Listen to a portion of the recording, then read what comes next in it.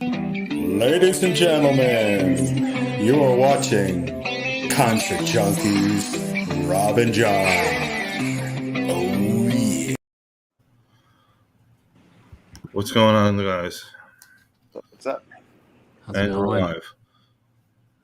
So would you like to introduce yourself? What's up, man? I'm Freddie from the band Weapons of Anew. My name's Robert with the band Anew. Well, thank you guys for coming. Thank you for having me. Happy to be here. So, for people that don't know your band, how would you describe? I mean, dude, it's I get asked this all the time. I never really know how to answer it. I hate stereotypes. I mean, it's we're an active rock band. We definitely got a little bit of everything. There's groove, there's metal, there's rock, there's it's fun.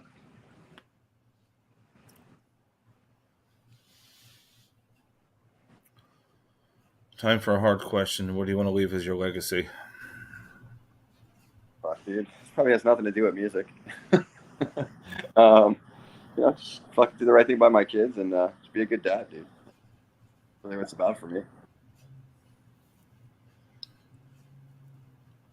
Rob, you want to go?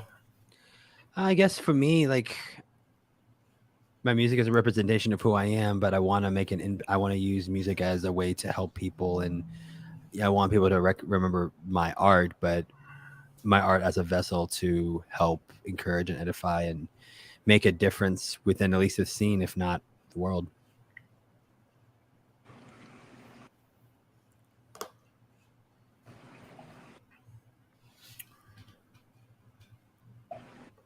All right, this is a fun question for both of you. Last Supper scenario. Who's your 12 at your table and one female? Fuck, dude. It could even be cartoons. It could be somebody alive, somebody not. And if you need a kiddie table, let me know. Shit, 12 people, huh? And one's got. And one has to be a female. All right. I mean, obviously Eddie Van Halen, Jimi Hendrix. Like car greats. Cool to have Cliff Burton there. Any of the rock guys that kind of passed away before their time.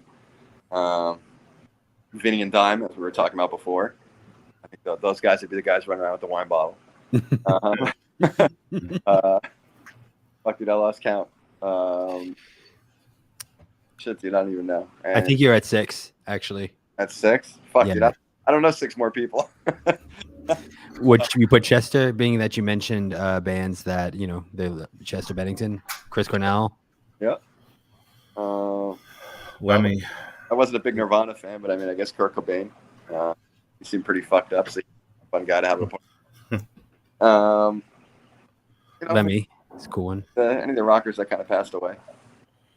And then female-wise, I mean, dude, I grew up in the 80s and 90s. Got to go with Pamela Anderson. Like, the 90s enough. Okay. 12 would be really hard. Do I have to have just one lady, or could I have more than one lady? No, you can have more than one lady, but one's the main one. Okay. It's your party, homie. You invite who you like. Yeah. So I would obviously want the vocalist of my band because she's awesome. And then I would have Amy Lee at the same room so she can fangirl, because that would make my night. Super fangirl. Because she sounds like Amy Lee and a lot of similar. Chester Bennington, Brian Welch. So that's 4. I think I'd really would like to have Eddie Van Halen, just because. Dave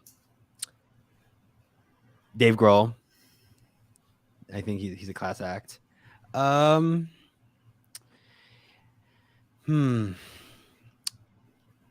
Does it have to be just musicians, or could it be anybody else? No, they could be a cartoon. It's your table. The cartoon. I don't want SpongeBob in the room. I'm just gonna throw SpongeBob and Mr. Krabs in the room. This is such a weird party. Okay, and 4 more. I'm gonna try to hurry up with this one. I would really, really think I'd like to have NF in the room, but he'd probably be in the corner, hiding away. I would like another old rapper named T-Bone. That's 10. I would really, really like to have Lars Ulrich just to like stir things. I just want to see how he react to everybody, and then Ronnie Radke just to see how violent or crazy this. Just for the drama, it would be the most weirdest Last Supper. Next part of that question: what are you serving? Fuck, dude. Definitely vodka Red Bull. Some kind of Italian dish. Penny vodka, chicken parm, something good. That sounds good. Chicken parm. Can I come to your party? I'll buy them. I'll buy You're them my welcome. party. I'm 4 people short, so now I'm only 3 short. Yay! Yeah, I'll come to your party. I'll ban mine. Now we need someone. Robert, you have to come to my party, and I go to. That's fine. Yeah, so we'll do that. That would be great. Mine's going to be interesting anyway. I'm gonna serve a KFC spread. I want a KFC. It's gonna be a KFC and Chinese buffet, and then and then whatever vegetarian or vegan options that just to make sure everyone's taken care of. Just grass. It's okay. Oh my God, and it's a BYOB because I will not be responsible. That'd be great though. What about yours, Robert? I'm gonna have to say Eddie Vedder, Johnson Davis. Actually, all the members of Korn would be there. What about David? Is he invited? Former drummer. He'll probably be cooking. Good point. He does own restaurants. He has his own restaurant. Good point. So that's 5, I believe. No, that's 6 already. I think it'd be interesting. I'm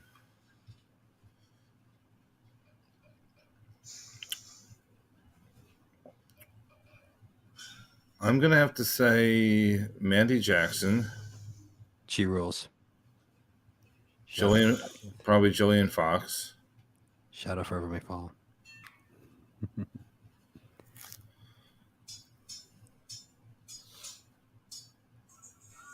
I think we're at 8, maybe 9. 8. 8.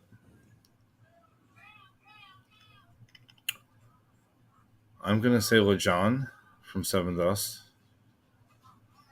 That's a good one. I should have invited LJ. That's a good one. Now you have 2. Now you have 2. All right.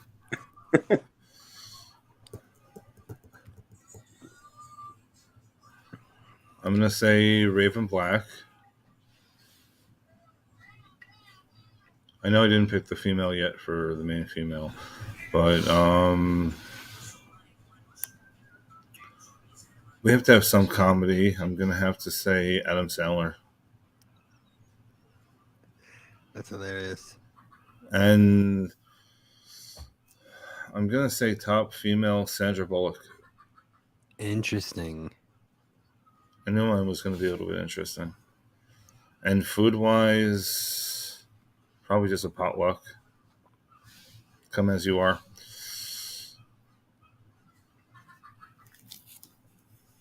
So I think I like Andrew's party the most. Okay. So, Yeah, I want to go to his party too.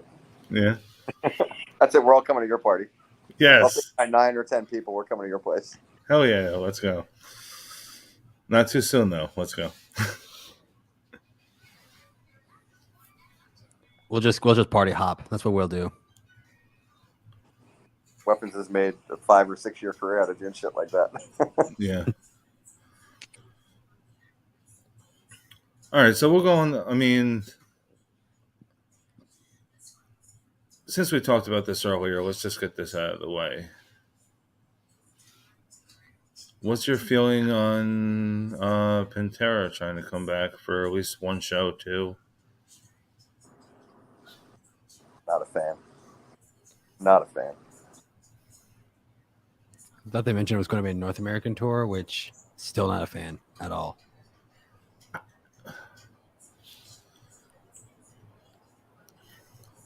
It's not the same. It's not the same. Correct. You can't. So somebody said the other night that, what do you call it? Who do you think would fit their shoes? I mean, Nobody, man. That band was nobody can. It's not. that band was so unique. You know, kind of like how Led Zeppelin really never toured again after Bonham died. Yeah. It was Yeah. like such a unique and just signature thing. It would never be the same. Like they should just leave it the fuck alone and do the same thing. Just let it be what it was and let it be remembered as great. And those guys are talented, man. They should kind of go out and just continue doing what they're doing and leave that. I mean, I can see doing a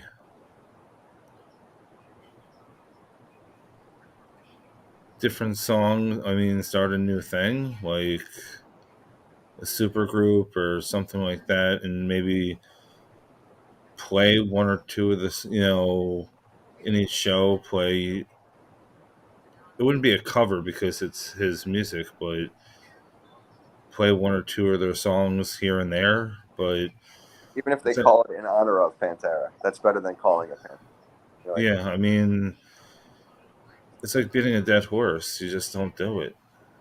I was seeing articles where they were saying they're calling it a tribute tour, which to me, it's like, okay, if I like what Suicide Silence did after Mitch died, where it was like they got different vocals from different bands to honor him on different songs, and even though it's probably harder to pull off in a way with guitar and drums for sure, but it would be cool to get great guitar players and drummers to jump up and do parts of the songs as like a both of the brothers are gone kind of thing, or do like a charity with it. But just so pretty much like the Big Four. Yeah, because they had what do you call it? Literally every member of each band play one song. Like there was multiple drummers. There was, I mean, that would be cool as shit. But like, I don't see it being with Weapons toured with Metal Allegiance a ton, and I mean that's like a metal supergroup, and they would like Slayer songs or Testament songs or Overkill songs or whatever, and it was like different people would come in and do so you'd have one guy from say Testament doing Gary from Exodus to be playing Testament songs, so it was fucking awesome. That is awesome. Cool vibe. That's kind of what I think they should do. Kind of in honor of. And Gary rules, by the way. Yeah, he's a fucking beast.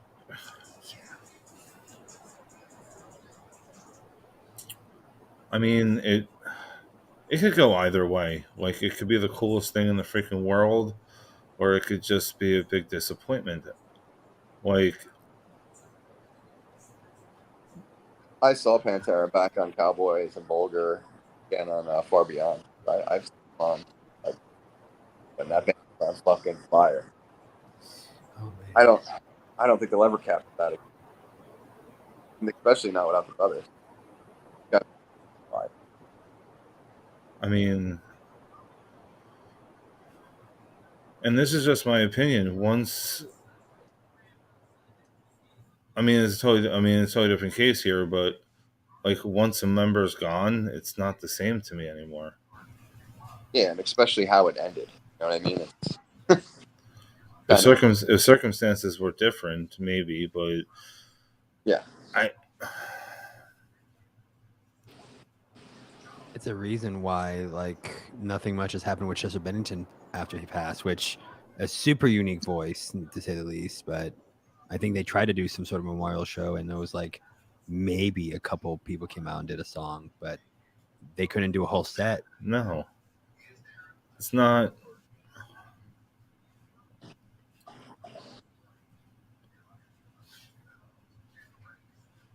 Like I've seen plenty of bands after the lead singer or somebody passes away, and it's just doesn't hit right. It really doesn't. Like I've seen Alice in Chains live. It doesn't. It's not the same to me. the new guy's great, but he's not Lane. I No. again, I Lost in Chains on their first record. I mean, Lane was a fucking monster. It was unbelievable how good he was. They were on tour with Van Halen when I saw them, and dude, they were just as good. I mean, and Sammy Hagar is a phenomenal singer, different It's, level. I don't know. Like, we're just gonna have to wait and see how it pans out if it's actually gonna happen. I mean,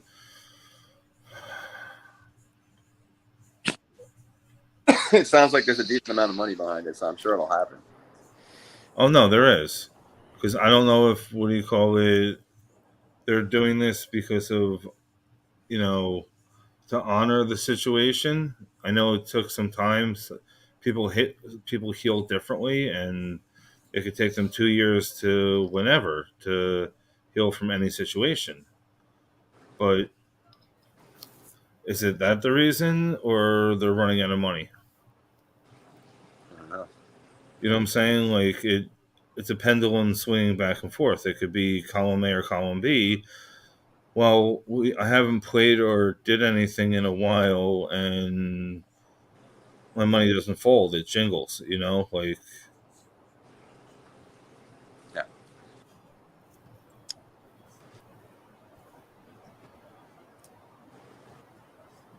I will stand by this, that if they get Zach Wild to play guitar, I will throw a fit. Only one person should play guitar if they're even attempting this. One drummers I can't speak for, but one guitar player. Only one guitar player should do it. And even at that, I acknowledge that it's nowhere going to be. No one can touch Dimebag Darrell, obviously. no. But this one guy, I've watched him for many years. His guy's named Wes Houck. He's in a band called Alluvial. He emulates so much of what Dimebag Darrell does, it's not even funny. It would be so close. But if it's not him, I don't want to see it. I have a feel, and I have a feeling you're not gonna be happy. I know I don't have a crystal ball in front of me, but I have a feeling it's gonna be Zach. Like it just. I mean, if I had a crystal ball, that's my prediction, that you're not going to be a happy camper, and that's how it's going to roll. Because once that name is in that hat, Yeah. because he is a big name, they're not going to. I mean, I'm not saying the other guy isn't, but that you want, but Black Sabbath, Ozzy, this, that, next thing. Oh, yeah. Hand in hand. Oh, yeah. I mean, good-heartedly. His name will draw, but that to me would almost speak to like more how this is more dishonest, because it's like we're going to find someone that has a name to help pull this name. It's like find someone that's going to fit the music, because people care. But Pantera is a sound institution, not a cash grab. But the kids growing up now, you know how the big thing with let's watch Stranger Things and Metallica was in it. Do you think that it's going to do the same somewhat for Pantera? No. Like more merch is going to be sold after this, and it's going to be irrelevant. I mean, that's a much different thing, because that's basically pop culture highlighting metal versus something that's an institution within metal trying to keep the wheels going or something. You don't think it's going to catch wind? Not Metallica is the biggest band in the world on one of the most biggest popular shows right now. It's not anywhere near the same magnitude. I mean, I don't see it was like number 17 on global charts, Master of Puppets. I mean, global. I mean, you never see a metal band or a rock band on the top 50 of the world. And that's not even their best song. Yeah, so that is not even their best song. Good-heartedly.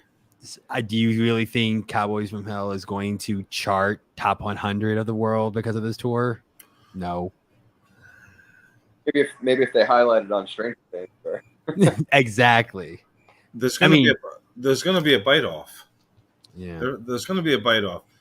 you're gonna blink and you're gonna watch a commercial, or somebody's gonna, since this is gonna happen or possibly gonna happen, somebody is going to throw money to have one of their songs somewhere. I mean, I'd actually be happy with that, because anytime that rock and metal gets highlighted, it's a win for us. You know, like it's about time that we get recognized with pop culture, and to some degree, in my opinion, just a little. Like it does, but like I don't know. I've seen a lot of younger kids. Maybe it's just style now, but like wearing Zeppelin or Van Halen or even Grateful Dead shirts. I mean, I know you can buy them anywhere now, like even Target. I think that this is, in a lot of ways, even though we may not be a fan of this whole thing with Pantera, this is the time to do it, because anybody could really check out any band anytime, anywhere.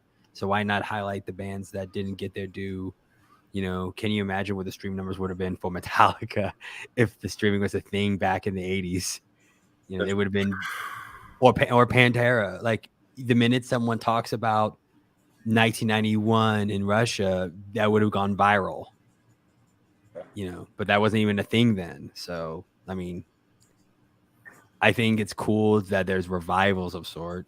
It gets a chance. I just kind of like what I said earlier about a Motley Crue. Like, it's cool, and I'm not going to hate on it, because obviously people still care, obviously. But I would love to see the new, like, passing of the torch and give the younger generation that's grinding a chance. Let's get you more of a chance. Yeah. You, Andrew, let's get you out there more. Let's get you in front of on some stadiums. Right. I mean, that'd be cool. Yes, I'm here for that.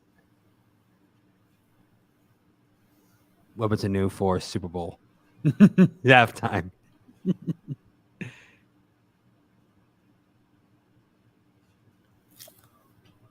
That might happen eventually.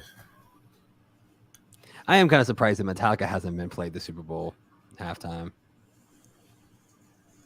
Yeah, me too, actually.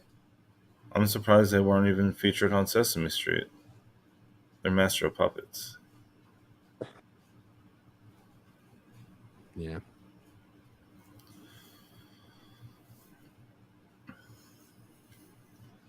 All right, so this is a good question for both of you.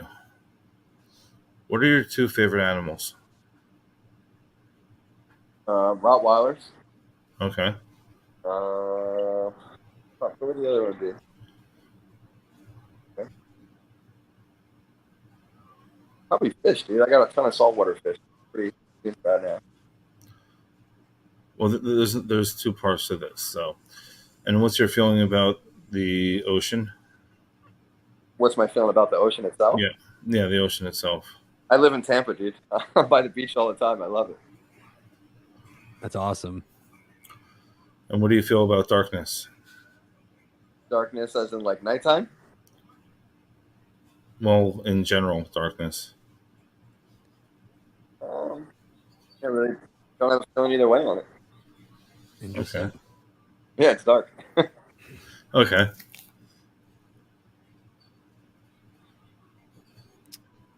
I guess my two dogs. I'm sort of on the fence with Chihuahuas, but I'll still put them with the whole rest of the dogs. But dog as a whole, and it's kind of a tie between either kangaroos or llamas. Okay. Same thing about the ocean. I love the ocean. Can't swim, so that bums me out a little bit.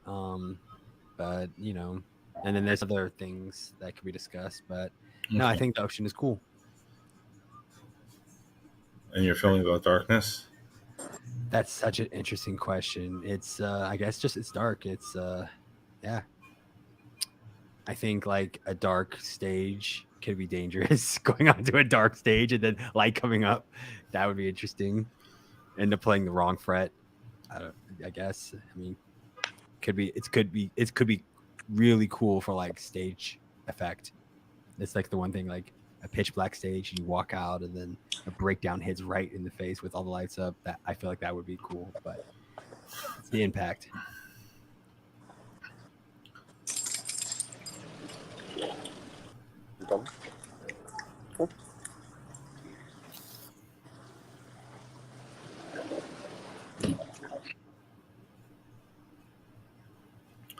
So the other question I'm going to ask, it's kind of any way I say it, it's going to come out perverted. So I'm just going to say it. Do you remember Kirby? Herbie, like the love bug? No, the pink character that, what do you call it, based on a video game? Oh, okay. From like the Mario, the big pink thing. Yeah. Okay. Yeah. I think I know what you're talking about now. I didn't know his name was All right. Herbie. So if he could, realistically, when he's trying to kill you or whatever, tries to suck you in, what kind of power do you think he would get from you? Depends part of me is sucking. Hey now. Oh my I Hey, beat now. to the perverted punch. You did say I Yep. can't even respond to that. I don't have an answer. I'm out. You're out. Yeah, I have no comment. Good job. My That's a rock star response. power. Yeah. That's a rock star response. Mm. Yeah, that's all I got. He would get my children making power. That's what he would get. Okay. Fair enough. All right, so I do this every episode. I'm going to let you flip it on me. You can ask me a couple questions. What part were you hoping Kirby would suck on? I had to. I played the fifth. I played the fifth on that one. Man. You Say what? great. That was cool.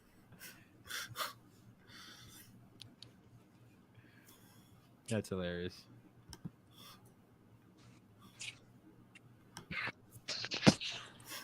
What else you got?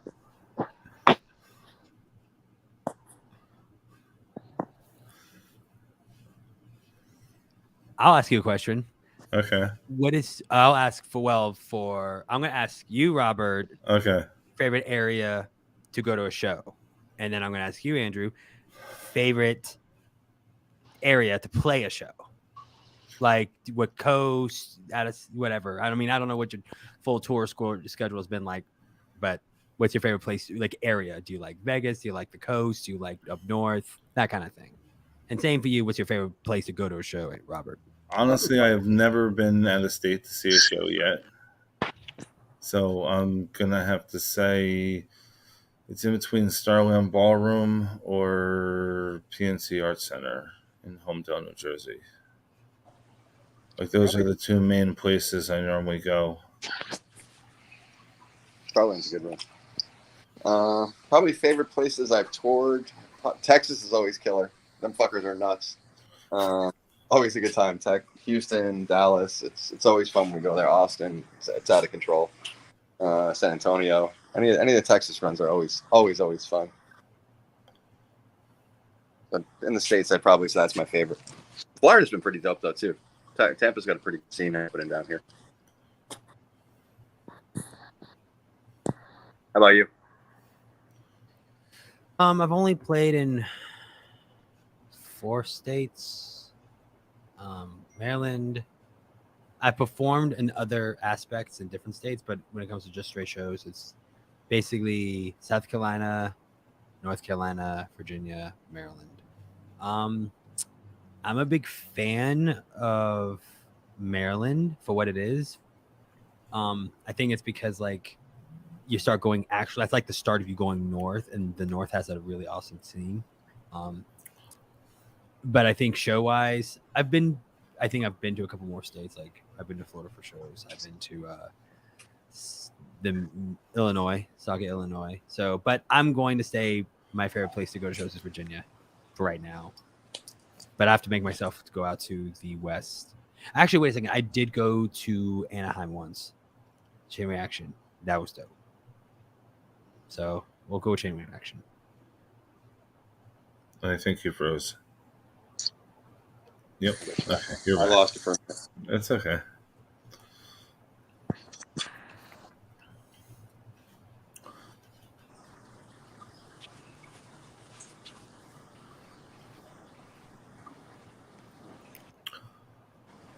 All right, this is a good one for both of you. If you had to send somebody one song to describe yourself, what song would it be? Dick in a Box. One of our songs or just a song in No, general? just in general. Oh, Like you want to have somebody get to know you, but not no words. Like I'm saying, like you're sending them the song so they get to know you, but you don't have to. Music speaks for yourself, you know. Like if it was one of ours, it'd be something off the new record that's coming out. Probably Kill Shot off our first record. It was a pretty good look into me.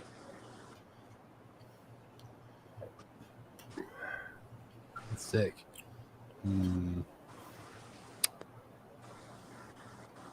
Numb from Linkin Park. okay, That's generic, but I connect to that for whatever reason. no, I mean it's not generic. It's what do you call it?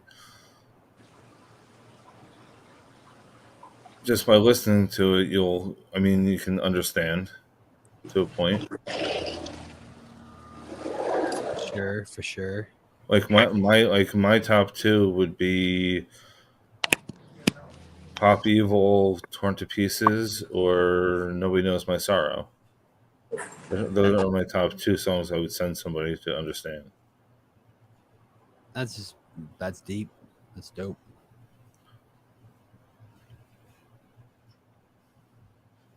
And straight to the point.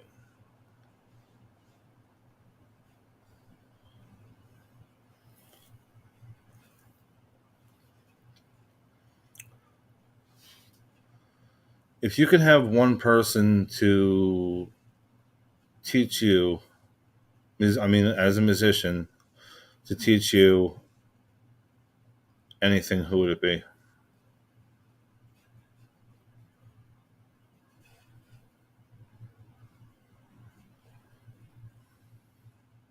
Probably be Eddie Van Halen. Just guitar techniques. Just some of the stuff he was so innovative back in the day. How his brain worked.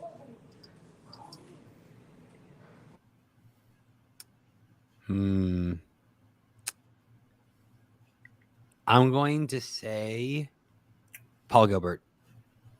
Really? Because, man, he is.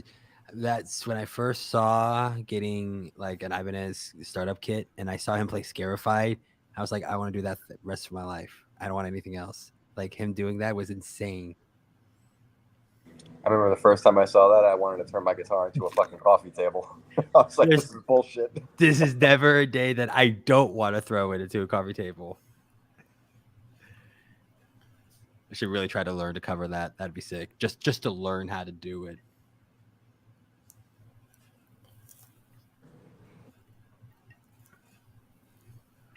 What are your top 3 influences as a guitar player now that we're talking about guitar players? For solo stuff, it's guys like Eddie Van Halen, Steve Vai and Satriani were like a big one. I kind of count them as one. And then James Hetfield, his right hand. Whew, bad motherfucker with that thing. So I'd say those are the 3 that really kind of drove me in style wise and kind of formed my beginnings. How about you? And surprisingly enough, maybe I might get in trouble for this, but Metallica was not a large part of my formative years as a guitar player. That's not that I don't. I was, I guess, influenced by the bands that were influenced by Metallica. So I recognize Metallica, but I always wanted to be Paul Gilbert. I'm not gonna lie. Just her articulation of the nose is what blew me away. Not the speed; it was the articulation. Nice. It's picking heads. It's tight. Like I want that staccato-ness. Like I know a lot of fast guitar players, but I've never seen one that clean per se in the Yeah, he's a monster. Yeah, Paul Gilbert, Brian Welch from Korn, big influence, and a guitarist named Bobby from a metalcore band called Fit for a King. Oh, cool. I'm more in the metalcore, like 2000s metalcore, and maybe the Killswitch Engage boys, like those guys, Adam D and Joel, are like Chris Norris from Darkest Hour played with us for probably 2-3 years. So I got to meet a whole bunch of those dudes and kind of in that scene. That's So cool.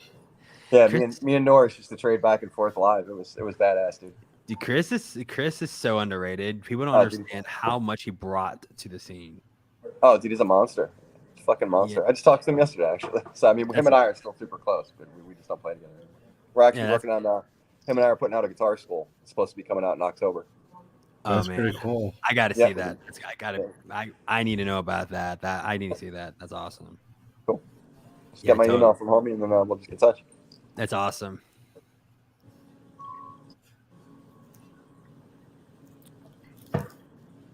What are your top 3 bands or artists that inspired you to do what you're doing today? Definitely when I was a kid, Kiss was a big one. Ace Frehley. I call it Born to Do, that boo-doo-doo, that shit. But I mean, that did it for me when I was a kid. His guitar lit on fire, he had smoke. I was like, that's awesome.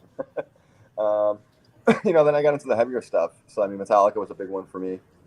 And then newer bands that got me were like, Pantera was a big one. Machine Head was a pretty big influence for me. Any of the thrash bands and stuff like that. I kind of grew up in, late 80s, early 90s, kind of playing all that stuff. That's when those bands were at their heights of playing. Megadeth had Rust in Peace out at that time. Metallica did Injustice. Testament did Practice What You Preach. So the guitar players were playing guitar then for that time.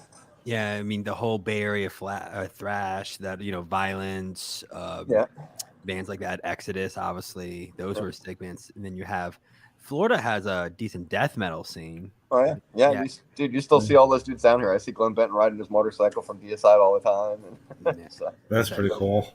Yeah, you see those guys. Obituary lives 10 minutes from here. So all those dudes are still down here. So it's pretty cool because you'll see them just do pop-up shows. We have a local place here called the Brass Mug. And you'll just see, like, on a Friday, Obituary will show up. They announce the show like 2-3 days before, and they just pack the place. It's cool. Yeah, it's pretty badass. And I'm sure they sell out as fast as they announce it. Oh yeah, dude, it's crazy how many people still go out for those shows here. It's still a pretty relevant thing. It's cool. That's pretty cool.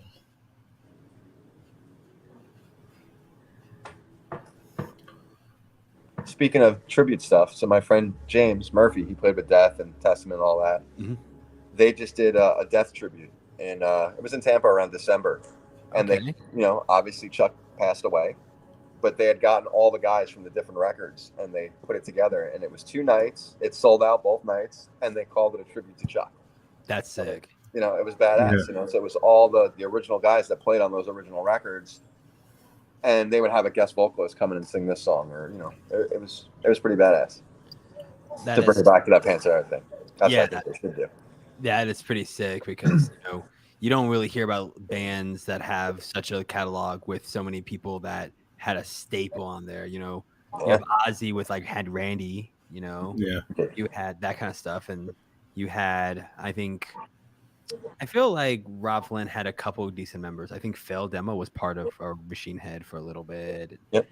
Imagine they all could probably flip-flop each other's music, really. Yeah, I mean, those 2 dudes came from Violence. That was Rob and Phil's band back in the day. Yeah. So I think in a way we need more thrash. I know that I listen to an actual thrash record, and I'm like, yeah, I need to pick up the guitar. I need the actual guitar. I have guitar picks galore, and I need to turn them to shreds because of stuff like that. But yeah, I mean, Exodus is one of those bands that I was super late on, but he just had that right hand. It's insane. Yeah, those guys are just fucking different level with that thing. Oh, yeah.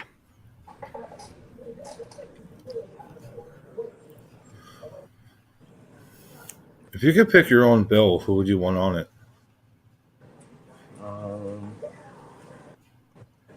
Tour-wise? Yeah, tour-wise. Dude, we've been super blessed, man. We've gotten to tour with some great bands. Bands we haven't toured with. I'd probably want to go out with some of the newer stuff. We've been out with Alter Bridge and Tesla and Metal Allegiance, and all like the heavy hitters. I'd rather go out with like some of the smaller bands, where we're doing 200 cap rooms and it's just a cool vibe, So I'd rather kind of tour with bands like that. I'm really into this band. I think they're called the Veer Union. They're I'm not going to say new, but newer band. So like bands kind of on that thing, where they got still heavy going on, but the melodies are there. But it's it's just not a huge, massive, successful thing. I like those tours. I like them when they're smaller like that. That's sick. That reminds me of I've almost forgot before we completely switch off yet. Isn't Mark Tremonti down in your area? They're on the other coast. Yeah, they're like the Orlando area. Okay. Yeah, it's crazy. We wound up touring with Creed, but not touring with Creed. So we did, I think we did like 40 shows or 45 shows with Scott, which was awesome. He was great. And then I think we did like 45 shows with Alter Bridge. And me being like a thrash guy, I never grew up listening to Creed. I'm like, I don't know these fucking bands. But Mark can shred though too, though. Yeah, dude, his solo stuff has thrash in it. He can yeah. Yeah, his solo shit's really good. Scott's guitar player is really good too. This dude Giannis, he's from Greece. Go check him out on YouTube. He's a bad motherfucker. It's awesome.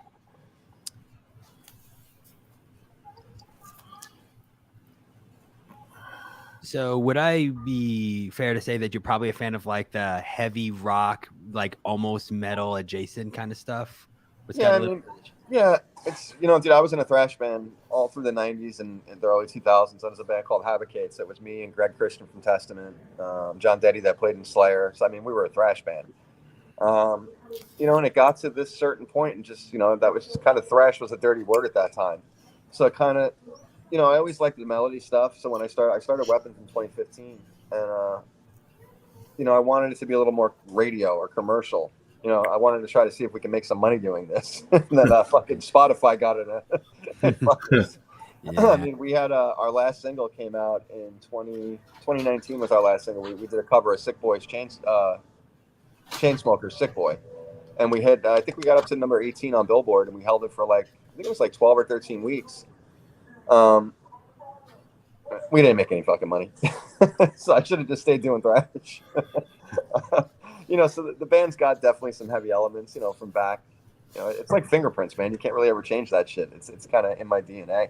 So it's still got some of the heavy edge to it, but it's definitely a little more kind of commercial. It's active rock, Yeah.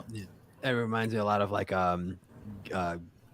Bad Wolves, and a lot of those guys come from, I'm one of the formative bands for me was God Forbid. I'm a big fan of that. I lost you. Shit.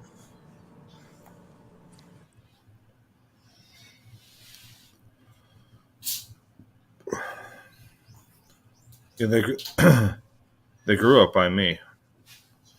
Yeah, they did, didn't they? They're all Jersey boys.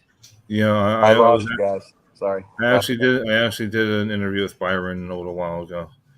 Oh yeah, you did mention that. Yeah. Those guys are hilarious. I think Corey is someone I would love to hang out with. He's funny.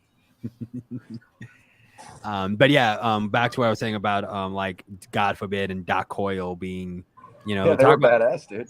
I grew up in New York and New Jersey, so those guys were up. Oh, really? Yeah, so those dudes were up there. So I remember them dudes coming up. Yeah, those that. Go ahead. Sorry. Where in Jersey? My last house I just sold was in West Milford, so I just moved down to Florida it's almost 2 years now. Okay. It's like northern Jersey, like suburb of New York City. Yeah, I'm from Central. Right on. Yeah, I was there many, many years. I got tired of the snow, and I was like, yeah, it's time to go. Okay, speaking of that, do you remember Birch Hill days? Yeah, of course. Fucking Absolutely. Love that place. I remember Birch Hill, Studio One, the Cricket Club in Irvington, the Cat Club up in, I think it was in Hillsdale. I remember all those. Yeah. So all that kind of stuff was, I think I got to enjoy it for maybe 2 or 3 years, starting out, I was 16, 17, 18. And, one by one, those started to close up. So the old Hunka Bunka is Starland Ballroom, by the way. Yeah, we played Starland at on the last tour we were out with Scott. We were there. It was fucking awesome. That was the first time I ever actually played there too. It was cool. I'm 15 minutes away. Oh, right on. Next time we're in Jersey, we'll make sure we let you know. I will definitely be there.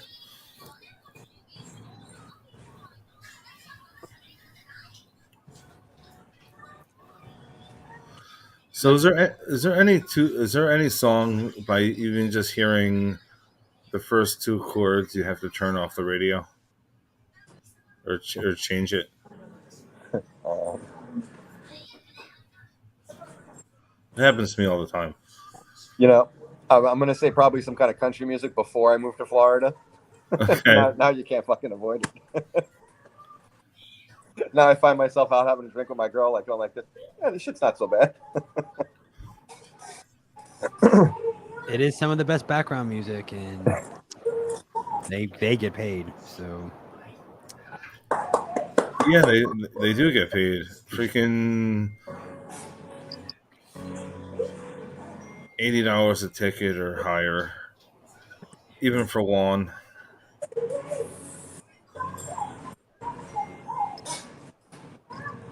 this is not exactly country, but I went to I was working stagehand for this one.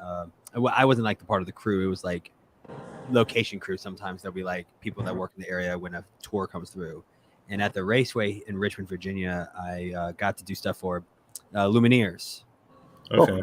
And with their radio, they're kind of annoying. That would be one of the bands I would say turn it off. But I set up gear all day and helped offload 5 semis. Oh. And then I left, and then I came back for Lumineers, and I was actually genuinely surprised how exciting it was. It was loud. The crowd was louder than the band.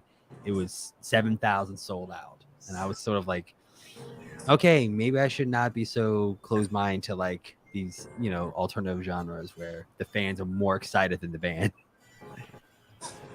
Yeah, as I'm getting older, I'm starting to kind of branch out a little bit. So like the new thing I'm listening to, and I love him, dude. His writing style is phenomenal. That guy Jelly Roll. Oh, Yeah. And it's so not metal or anything like that, but some of his hooks are they're undeniable. That's so crazy that you say that. So I grew up in Richmond, Virginia, and there's this band in the area called Life. That's where on Chris is from.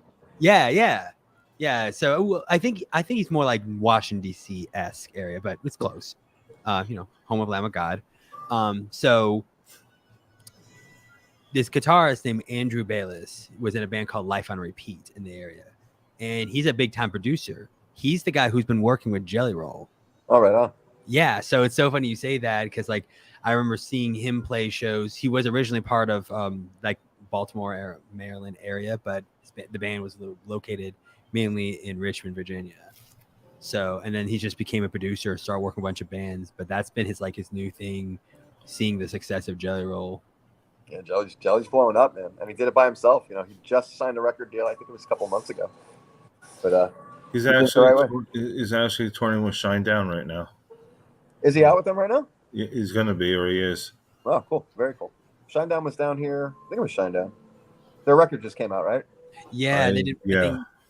I thought it was supposed to come out Earth Day, but I think it came out recently. I think they did a record release party down in St. Pete. They closed up some record store. I heard about it like a day after it happened, but I heard it was pretty badass. Yeah, I don't know who else is on that bill, but I know it's Jelly Roll and Shinedown. I think they'll be by me in September. I think I'm not sure. That's an awesome tour, man. I mean, I'm all about like that whole kind of cross genre thing now because with the rock stuff, it's gotten so kind of in a box, and it's all let's call them legacy bands. Newer bands aren't really breaking out of that so you see guys like Jelly who are kind of crossing over. So I think it's a smart ass move for Shinedown and for Jelly. I mean, it's really good because it's just going to cross demographic. It's going to open up lanes for both of those bands. I think you should see a lot more of that shit. You might laugh at this, but I'm actually really excited for next Thursday. It's next Thursday. I'm actually going to see Alanis and Garbage. Oh, right on. So that's a cool thing. I mean, like that brings me back. I mean, that's going to bring me back. Yeah. To like, I'm gonna have to say middle school. Yeah, it's cool though. Middle school, maybe. That's crazy. That's awesome. It's interesting now that you say about Garbage. I remember my mom listening to it a little bit, not too much, but it's interesting now. Like there's this new band called Spirit Box, and they're like taking the newest stuff, has a strong Garbage, like undertone vibe to it. Oh yes, it does, definitely. Yeah, so it was like I was like, wait a second, this is familiar but not, and it's like we're all trying to find, well, not all of us, but most of us are trying to find inspiration in like the things we grew up on.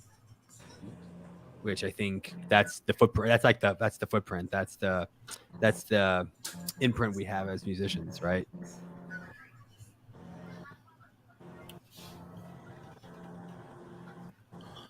No, I just think it's amazing when I listen to everything. I really do, and sometimes I'm like, that sounds like somebody else. Like not fully, like didn't sample their stuff, but like it could. I mean, if you didn't hear the voice, you would think it's something. Right. See, that's just something that I worry about with my music. I've asked so many people, like, who do I sound like? And like, well, I can kind of hear this and hear this, but like, do I actually sound like, a certain band, You want to sound like you. Yeah. And I think that's kind of hard to sound like you if you sound like your influences, right? Like, I mean, I don't play, trust me, I would love to play, God forbid, and Killswitch Engage style riffs all day. I love Unearth. I love and Susie, Nick Hip, about that band. I don't want to say their name, but those bands were my imprint as a guitar player. So, but if I start playing those riffs, everyone will be like, "Oh, 2003 metalcore. There you are." So yeah, but little pieces that'll come through, man. Oh yeah, yeah. Even Doc's like saying he wants more of that to come through in Bad Wolves. But I think like I always wonder like who's going to sound like who's next. But if you put your own spin on it, it's not like. Yeah. It's crazy as an artist because because our vocalist has a very strong Amy Lee undertone. We were first instantly as like knockoffs Evanescence, just heavy knockoff Evanescence from the jump when we did our stuff. Then we started putting other music out and we were like, oh, it's just cheap Spirit Box. I'm like, oh. It's like, do we sound like Evanescence or Spirit Box? So sometimes you wonder like, will people give my music a chance for what it is before making it sound like someone else like that? Then that always makes me think as an artist. It's like that imposter syndrome as an artist. So speaking about being an artist, what's the best part about being an artist and the worst part about being an artist? I mean, dude, I'm doing this so long. It's like a running joke in the band. We hate ourselves. That's you hate it, but you love it at the same time. It's like this constant inner turmoil. Like, fuck it, should I just stop doing this? And you just can't. There's something in you that can't. So it's like a love-hate relationship. It's been that way my whole life. I think it's pretty true for most musicians. I think like I've only been really playing like about 14, 15 years. So I still feel like have a lot to experience when it comes to that. But I think like I love the people, just the socialization and being able to meet people. And it's amazing. Like, just a quick story. I played a Blue Ridge Rock Fest in 2021 as just one of the rising stars. And I'm in the line for food because they have those like, those booths for food, when you go to a festival. And me and the drummer was like behind someone else. And I just saw him on my shoulder and started talking to the drummer. And the person in between us was like, y'all in a band? I've never met anybody in a band. And that blew my mind. I'm like, what? To me, that's like all I am is around musicians. I was like, no, we're getting a picture of you. Like, that's the coolest thing in the world. And remember, he like didn't see Shinedown so he could see us. I was like, wow. And I think that kind of stuff when you meet people that like we take for granted sometimes as musicians, like we get to play with our favorite bands or play on these awesome stages, play for 200, 500, 1,000 people or more. And then there's some people that are like, you are like a big deal to them. I think that's why I like being a musician. And the worst part of being a musician is not ever having money to be a musician. That's the worst part for me.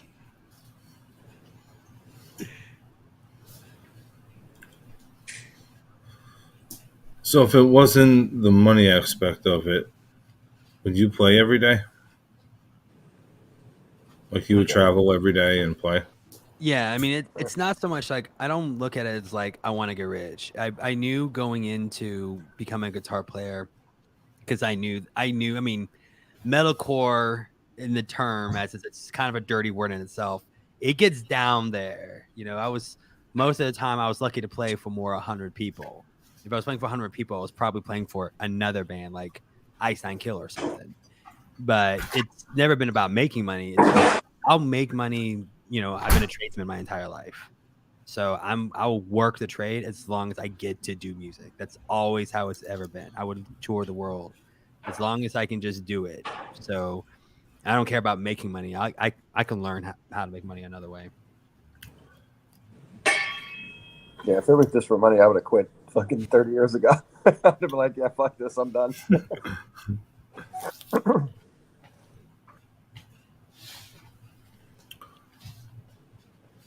What do you think is the difference between being in a thrash band and then being in a rock band? You know, it sounds like you spent more time in thrash than in more active rock. Is there like, do you think the crowds are like the experience of those kind of crowds, the energy of those crowds, or just the, you know, the scene itself or fellow musicians? I mean, dude, the thrash crowd back in the day, it was fucking crazy. You know, I was lucky enough. I kind of got in it as it was kind of going down, and then we hung in there as it was kind of on the down.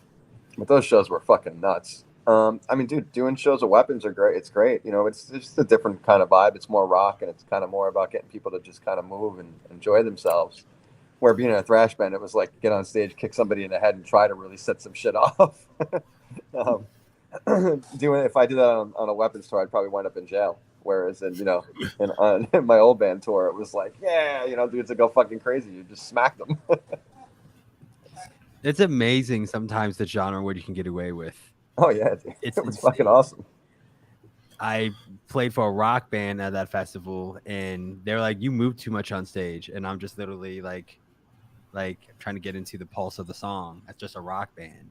I definitely find with the rock band, I mean, I move a lot more on stage. It's a little more easy. With being in a metal band, I used to have hair down to my ass. I mean, it was constantly windmills. You know, so that's awesome. Windmill for fucking an hour. That's you know, awesome. now I actually see the crowd. That's awesome. Yeah, it's crazy because, like, I mean, don't get me wrong, I love moving. Like, I'm not one of those that just focus on the playing. I rather biff a bunch and just like put on a show and entertain because then they'll remember it. Yeah. But you know, that one band was like, you moved way too much on stage. But then I played bass for like a down tempo band, and I literally jumped into the crowd and smacked the bass on someone's head, like literally left a big old scar. Yeah, they were the greatest day of their life. Yes, they were like, "You're awesome." They're like, "Can we be friends on Facebook?" That was awesome. I'm like, "Thank you for not trying to get me arrested for assault." Exactly. It's such a different experience, different crowd. It's amazing.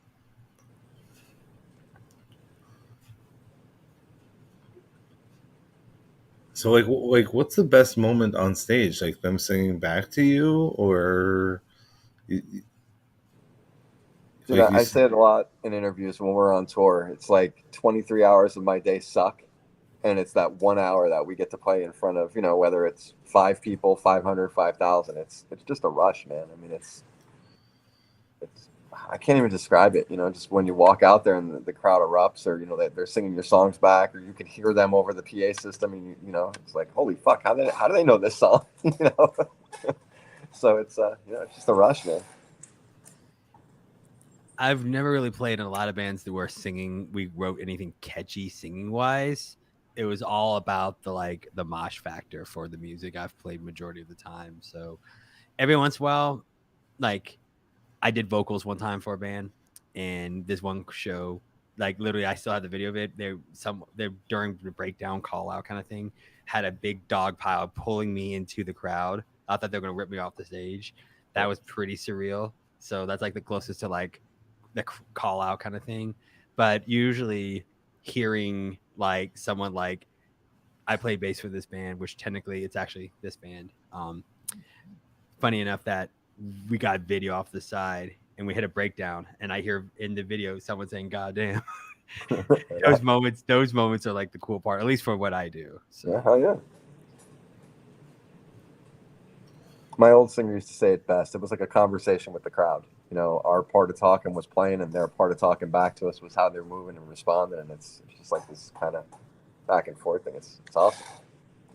I mean, we're entertainers, though. I mean, I think musicians don't talk about that enough. Like, we think we're just musicians. We're like, we are part of this entertainment industry. So if we go on stage like Papa Roach, that's like my inspiration now, as like Jacoby is a rock star, a modern rock star. Like, you know, he keeps at it, he'll be up there with the greats because he looks the part.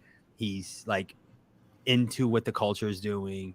He's bringing out young bands, and he's just like he'll change his music style. He'll do anything to get in the crowd, and he's like all about the live show. And it's like he knows that this is entertainment. They just did a pop-up show at a freaking pizzeria a couple nights ago.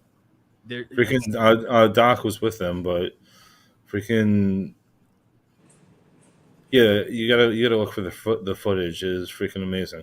Yeah, I saw a little bit of it that he posted, that Doc Coyle posted. I'm like, that's just punk rock. Like that doesn't, you like, oh, we're just gonna play at a pizza joint. Like who does that anymore? You just did awesome. 3,000 cap rooms as a headliner, and you're just like, oh, I'm gonna eat some pizza and throw down for a little bit.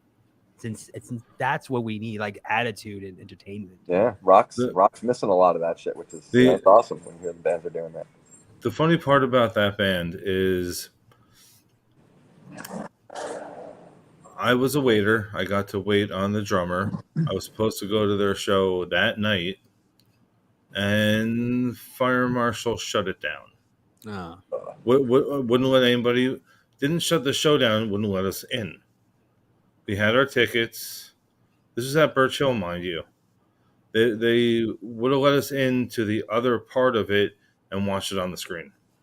Like there's that sliding door thing where Croc Rock's here. I mean, Birch Hill's here, and then they had the dance.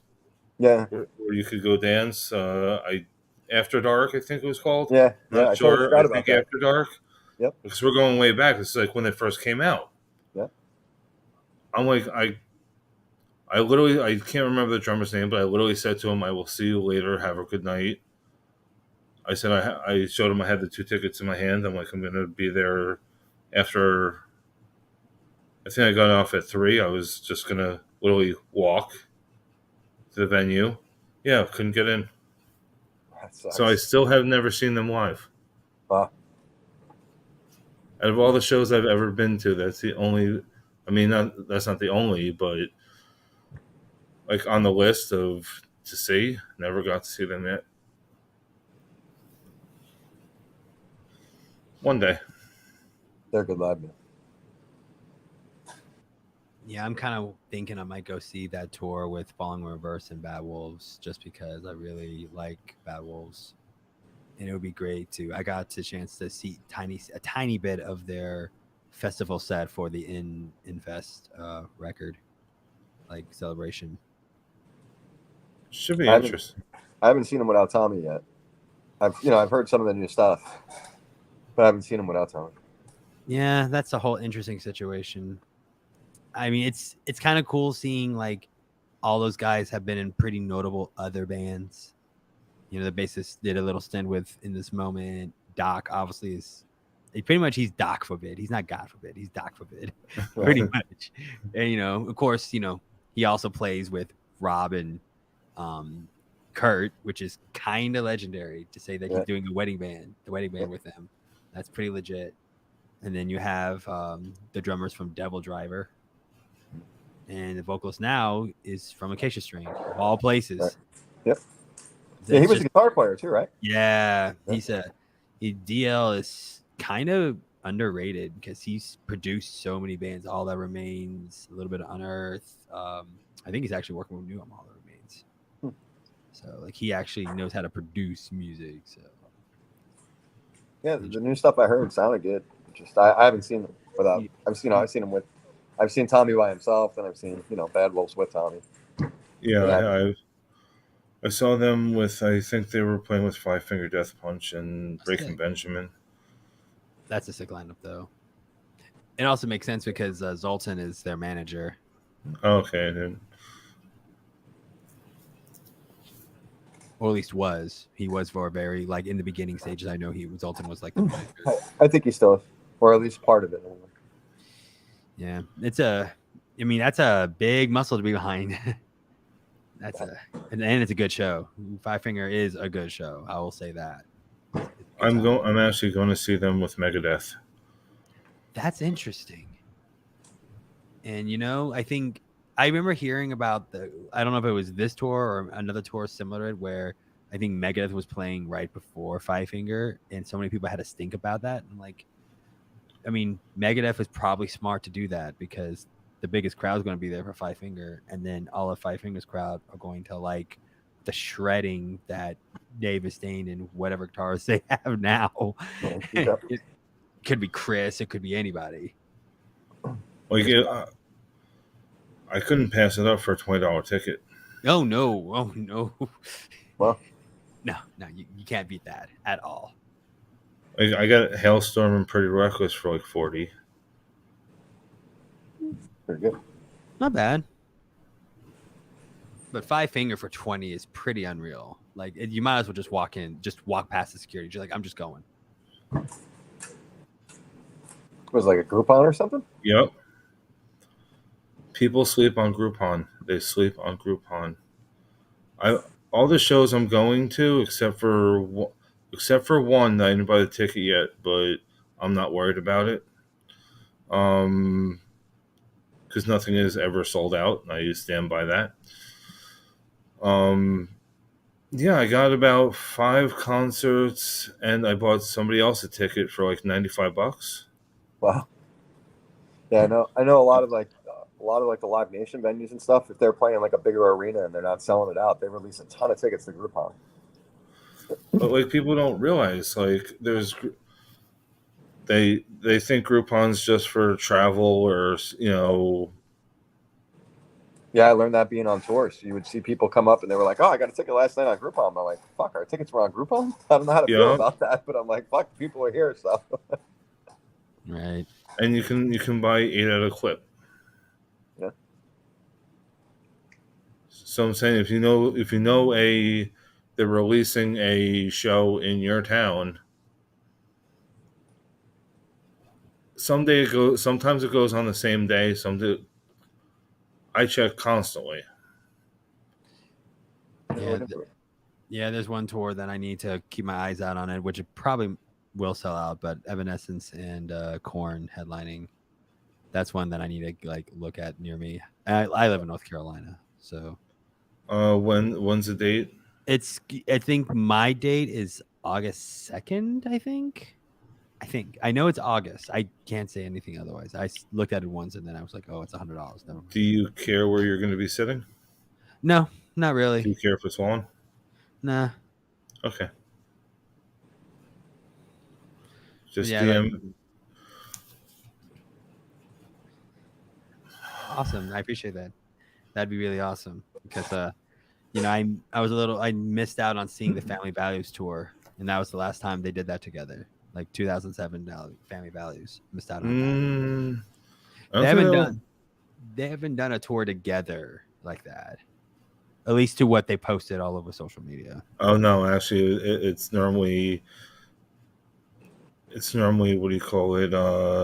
Amy Lee and Lizzie Hale. Yeah, they do a lot of stuff together, and they did a tour with even Evanescence and Lindsey Sterling. Do you have a band that you like to go see when you can? Dude, I with all the touring we did over the years, I hardly ever go to shows. Trying to think the last show I was at was when Tommy Vex came through.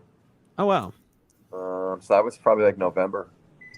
How is that project like live and stuff? It was great, man. It's really good. Tommy came out swinging, dude. I got to give it to him. I know him on a personal level, so right. I'm a little, with Doc, and I know Doc too. So it's like I kind of just try to stay neutral in it. Right. He was great though. His new guitar player, I don't remember his name. He's badass. Is it Kevin?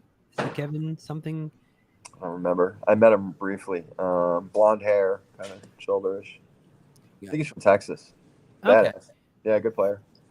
Awesome. Yeah, I've liked Tommy Vex ever since I heard Divine Heresy, a completely underrated band. Yeah, absolutely completely underrated. Another super too. He was out on tour with Struggle Jennings. Actually, it was like a kind of weird mix. Oh wow! Dude, he came out like he was out in a fucking arena. You know, maybe there was 700-800 people or something like that, but it was an outdoor show. He came out. That's sick though. Yeah, they came out hitting. That's So amazing. that was the last show I've been to. That's amazing that he can still do those kind of numbers. I'd be like without Bad Wolves. I mean, Yeah, his new stuff's doing pretty well, man. Because like he did Snot for a while, and then Westfield Massacre had a lot of struggle. That is not the same. X Snot, sorry. I better be back up. But Divine Heresy. I'm just saying that is not the same. But I think Divine Heresy would be the big fame for him, honestly. I mean, you get to be in a band with Tim Young and Dino Cazares. So, like, that's legendary. Yeah. I remember that band. Yeah, that was the last show I was at. Trying to think who else was coming through. I don't know. I know Queensryche's coming through here with Judas Priest in October or November. I'm friends with the guys from Queensryche, so I'll probably go check that out. That's pretty cool. Yeah, they just shot their new videos at our studio. So they're sick. Yeah, they're Tampa guys now. So Michael moved down here a couple months ago, and we kind of just connected and became friends. So I'll probably go out to that show. I'm looking forward to seeing them play. That's sick. Or hopefully I won't be able to go because I'll be on tour, but we'll see. Right. Yeah. Get on tour. I'll definitely need to see when you come through North Carolina. Do you have any recollection of any tour venues you played here? I know we were there with.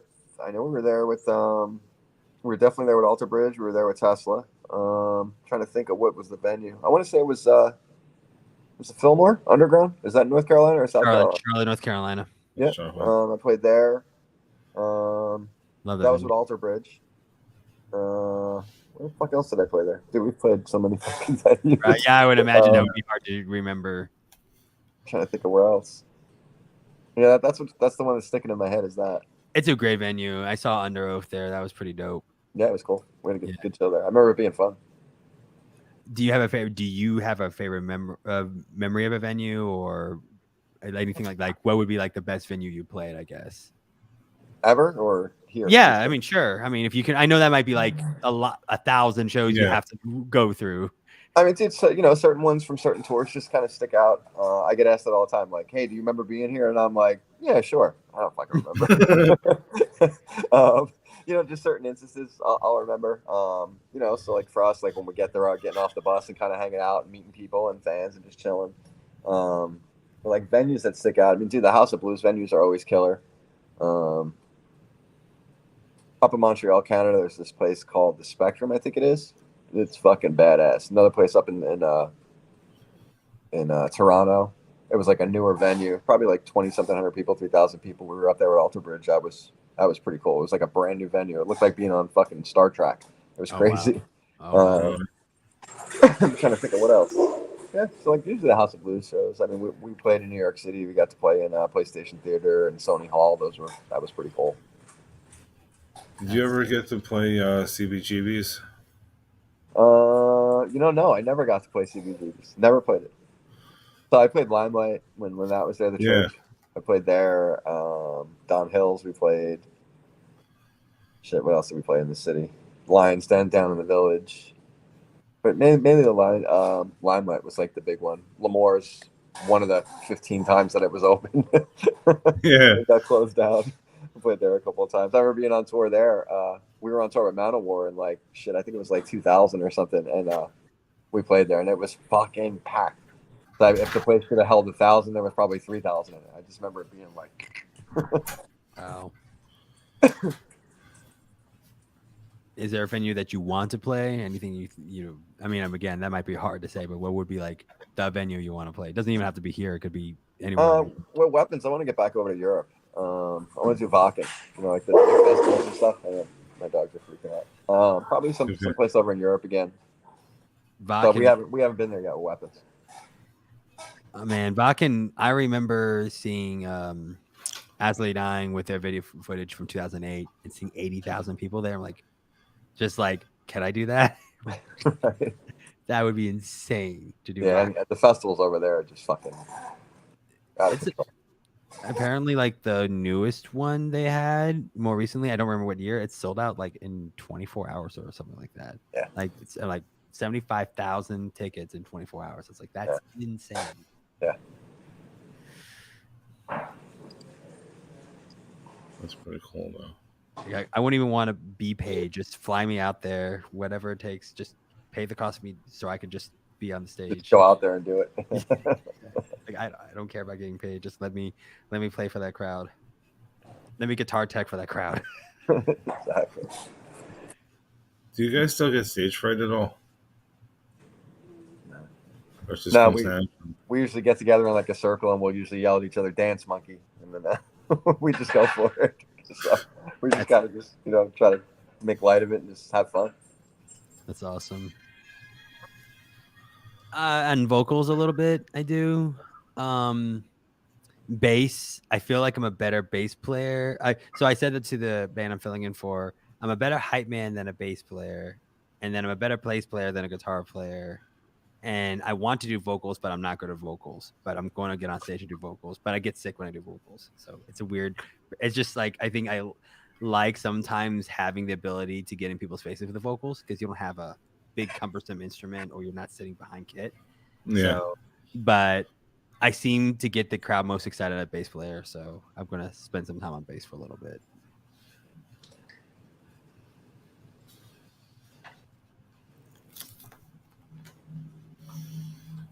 Guys, I gotta start getting ready to jump here. Yeah. Okay. It was great meeting both of you guys. You see my name up there, so just look me up on socials, and we'll definitely reconnect and stay in touch. So before you have to head off, do you want to promote what's going on? Well, we're waiting on our release date. We have a new record coming out. It's going to be called The Art of War. It's all done. We're hoping like August. So we got two or three of the new videos already filmed and kind of just waiting. So we just moved to a new management company. They're kind of just straightening out all our stuff and getting ready to get going. So we're thinking August, September, we should probably drop our first single, which is going to be Break the Ties. Nice. So, till then, just check us out on Spotify and stream and Awesome. And the last question of the night, do you have anything you want to say to your fans? Thanks for hanging in there for a while. It's been a couple of years since we put a record out, and Corona and everything else, but I promise the wait is it's definitely gonna be worth it. New record's badass. Awesome. Looking forward to it. All right, guys, thank you for having me. Thank you. Have a great night. And send me a link for this, and I'll have our social guys share it out. Yep. All right, guys, great meeting you. We'll talk again, I'm sure. All right. Talk to you soon. Take care. Now there's two. That was awesome. What a great guy. Yep. It's really cool to just see someone who's been doing it for a long time but still has excitement for doing it. Yeah. Like when we start talking about the shows, he's like, yes. He lit right back up. Yep. Yeah. So I appreciate you allowing me to do one of these again.